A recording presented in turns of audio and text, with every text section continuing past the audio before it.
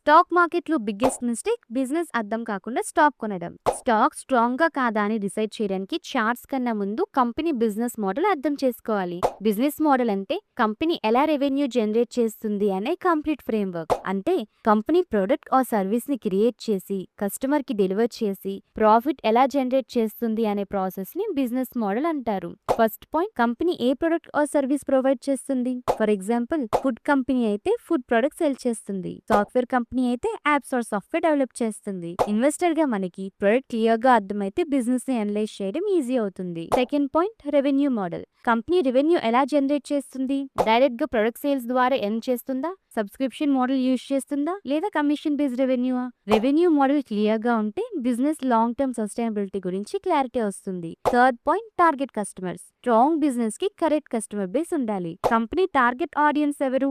Mass మార్కెటా లేదా premium సెగ్మెంటా. Customers demand strong గా ఉంటే కంపెనీ సేల్స్ గ్రోత్ కూడా స్ట్రాంగ్ గా ఉంటుంది. Fourth point, competitive advantage. Market లో సేమ్ ప్రొడక్ట్ సెల్ చేసే కంపెనీస్ చాలా ఉంటాయి, కాబట్టి మనం చెక్ చేయాలి కంపెనీకి స్ట్రాంగ్ బ్రాండ్ ఉందా, లో కాస్ట్ అడ్వాంటేజ్ ఉందా, లేదా టెక్నాలజీ అడ్వాంటేజ్ ఉందా. ఇదే కంపెనీ కాంపిటీషన్ నుండి డిఫరెన్షియేట్ చేస్తుంది. Last point, scalability.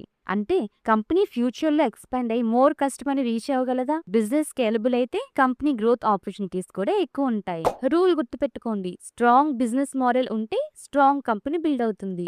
నెక్స్ట్ వీడియోలో మేనేజ్మెంట్ పిల్లర్ గురించి డీప్ డైవ్ చేద్దాం. ఈ వీడియో కనుక మీకు నచ్చినట్టయితే like and subscribe to marketers Telugu. నేను సెబీ రిజిస్టర్డ్ అడ్వైజర్ని కాదు. ఈ వీడియో కేవలం ఎడ్యుకేషన్ పర్పస్ కోసం మాత్రమే. Thank you for watching.